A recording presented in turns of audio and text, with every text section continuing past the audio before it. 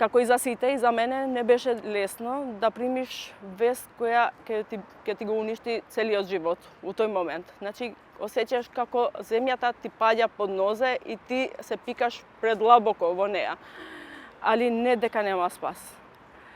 Голема среќа имав што ја немав симптоми, туку случајно се пријавив на преглед и открив дека се работи за карцином. Значи, рано откривање на болеста е голема добивка за пациентот, полесно се бори со истата и шансите за спасување, односно за преживување се преголеми. Значи, првиот пат не ми беше никако кажано директно дека јас стварно сум пациент со тешка болест, туку првата докторка што ме виде на ехо ми рече дека постои сомнеш дека ја имам нешто што треба да се направи хитна биопсија, али конкретно не ми кажа што точно е. Сите сме свесни дека болеста не препознава ни години, ни образование, ни економски статус, ни ништо. Пред Господ и пред болеста сите сме еднакви. Така да ја го продолжив патот и истражував понатака. Второто мислење исто ми беше кажано, значи исто, без име на болеста, туку исто ми беше речено дека се станува збор за нешто што треба хитно да се оди на биопсија и да видиме микроскопот какви резултати ќе ни даде. Али мене веќе ми стана многу јасно и почнав да се убедам себе си дека јас сум следниот пациент кој треба да се бори со карцином. Од кога излегов нормално таму, тогаш повторно, значи ја го прифатив претешко. Ги поминав тие неколку тешки часови на работа, се вратив како нормален човек дома, ги гледав децата и не дадов никаков знак дека јас сум преразочарана од се.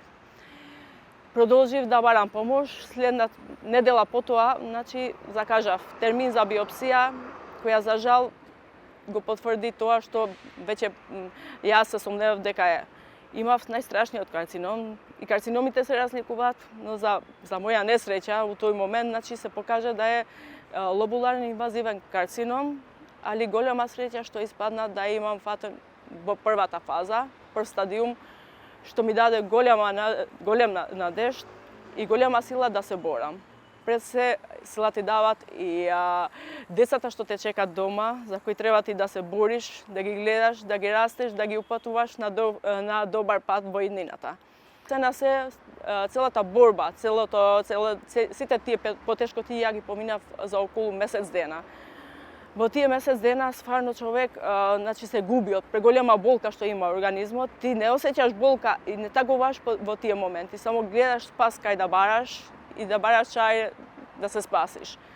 Кога имаш волја и добра мисла и добар мотив, нема откажување, тераш понатаму. Се што е тешко, наеме, ништо не трае вечно во животот, па и ни хемотерапиите не траат вечно. Ги поднесов како и сите други пациентки. Не можам сега да глумам тука да кажам дека ја летав. Реално се тешки хемотерапиите, ги дават тие своји компликации, али кога ти се надеваш дека од нив чекаш спас и живот, ќе ги поднесеш. И јас, значи, секој ден гледам кај да најдам, значи, мир за душата, што е голема придобивка за пациенти кои се соочуваат со тешки диагнози. Значи, да си спремен духовно, да прифаќаш се што ти доаѓа од Господ, да речеме, нема полесно од тоа да се справиш понатака. Ја прифатив и сфатив дека за некои работи што не зависат од нас, кои никој нити може да ги промениме, нити да ги запреме, тоаш не вреди да се секираш, кога не можеш ништо да сториш. Само продолжуваш борбата, кај ќе те одвие Господ или патиштата, таму ќе си бидеш. Не знаеме, никој не може да знае што до утре, па не јас. Така да, во најцрната точка неќам ни да мислам, пошто тоа е непознато нешто за никому во животот. Од сега на така ги сваќам сите луѓе подобро, се трудам максимално на секому да му помагам, па и ова денешното интервју го сметам за помош за сите жени, да не се предават. Ја не се предадов ниту еден момент.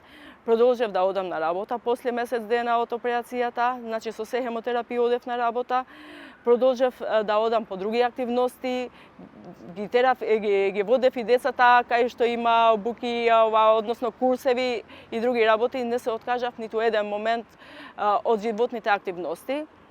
Па и ден денеска, ако збориме за оваа година, значи се осеќам многу поослободена во споредба со претходната година, која беше претешка нормално за мене, но тоа одлучив да го затворам со катанец голем и да не се сеќавам веќе на тие лоши моменти што ги поминавме заедно со моите деца и сопругот.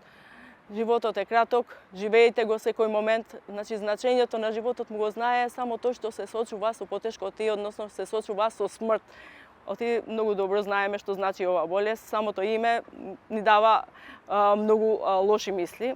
Така да не се откажувајте, вреди да се бори до последен момент. Никогаш не знаеш кога Господ ќе ти отвара друга врата. Една ти се затвара, друга, односно многу други ќе ти се отварат. На мене многу други врати ми се отворија после болеста. Имаше работи кои во животот ја пред да се разболам нити сонував дека ќе ги постигнам, ама ги сакав најмногу. Сега, после болеста, добив таква храброст што реално ја ги постигнав тие работи што ги санував со години, ги постигнав за една година. Значи, животот е борба, но никако откажување. Вреди да се живее секој момент во животот.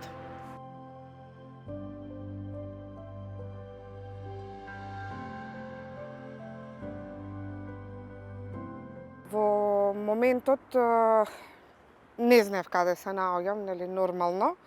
Кога слушнав дека имам канцер, мислев дека животот едноставно престана. Значи, колку да се правиме силни, знаеме дека тоа е посилно од нас.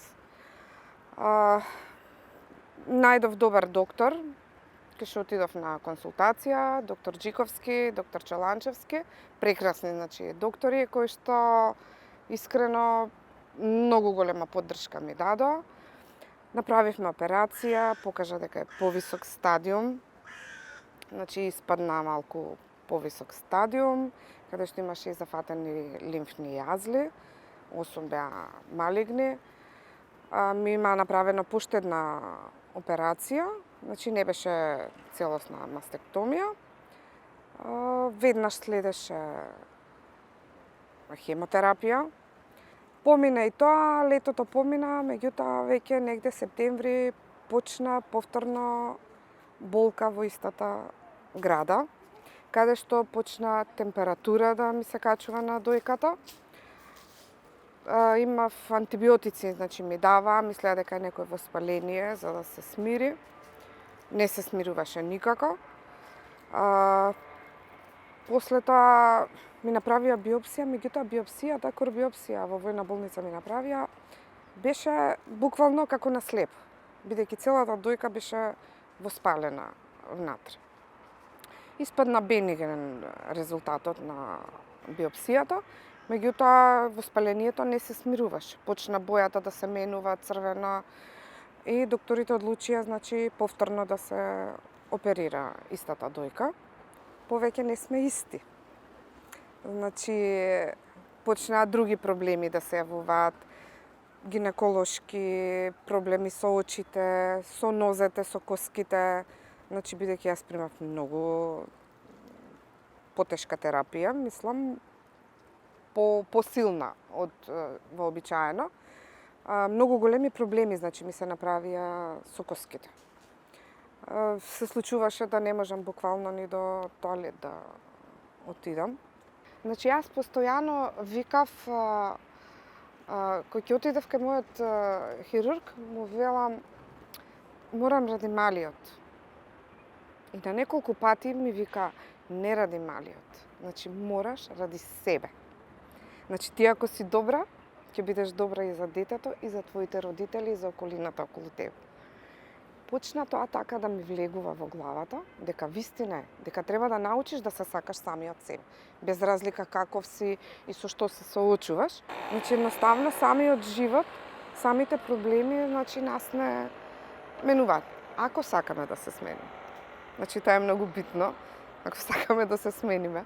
Значи, на некој можеби не му одговараат тие промени, меѓутоа, кога е прашање здравјето и нашиот живот, значи, не треба другите да гледаме што мислат, битни сме ние.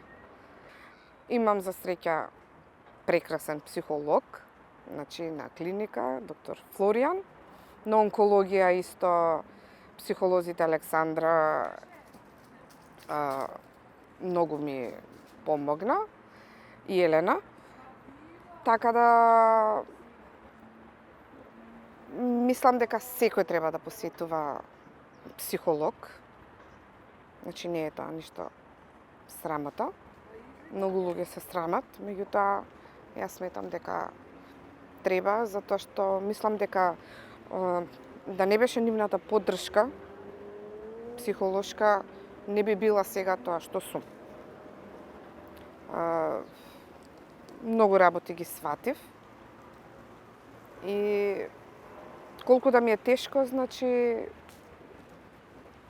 гледам, значи може да ме држи 2 дена, 3 дена, меѓутоа гледам да станам и да продолжам понатам. Со дигната глава, значи гордо, цврсто, да газам и тоа сум јас. Значи борбена, пожртвована, горда.